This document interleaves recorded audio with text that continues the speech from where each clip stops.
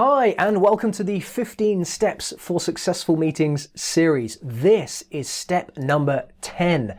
Give time updates.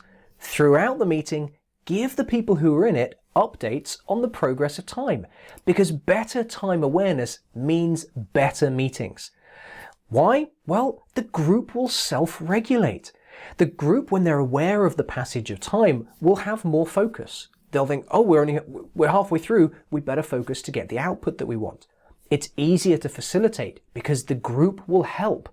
When people know how much time there is, some people within that group will start helping move the conversation on to deliver the output that you need. And that all means you make better progress. So there are some pretty strong reasons to keep track of the time. Now, if you don't do this, you're going to have a couple of problems. One, progress tends to slow down. Time moves faster than we think, particularly if we're really involved in a detailed discussion. So the progress towards your output will slow down, and you end up facilitating alone. You will become solely responsible for pushing the progress towards that output. Whereas when everybody's aware of the time, they will help get what you want done because they'll be more aware that time is ticking by. So how do you do this? How do you give time updates throughout a meeting? Well, there's a 3-step process you can do that's pretty simple. First of all, keep an eye on the time. If you're not aware of the time during your meeting, how can you expect your participants to be? So you need to keep an eye on the time.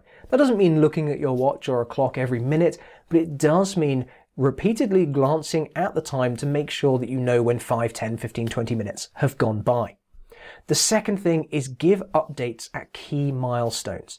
These are the quarter, half, 3/4 of the way through your meeting. It doesn't matter how long your meeting is, you should know what a quarter, half, and 3/4 of the way through are. And then you can let people know, hey folks, we're a quarter of the way through the meeting.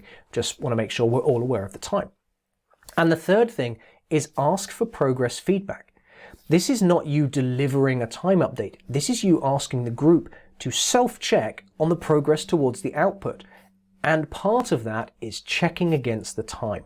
So by asking them for a progress update, you're able to talk about time and give a sort of a status time progress update without seeming like you're really rigidly measuring and controlling everyone by the clock.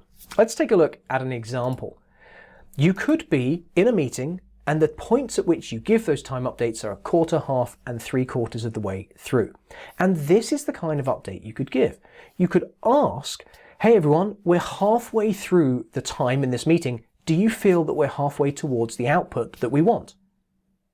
It's a really simple question, but it helps everyone in the room sort of stop, pause for a moment, check where they are with what they're trying to produce, check where they are with the time, and give you their feedback on whether or not your meeting is successfully moving forwards towards that output.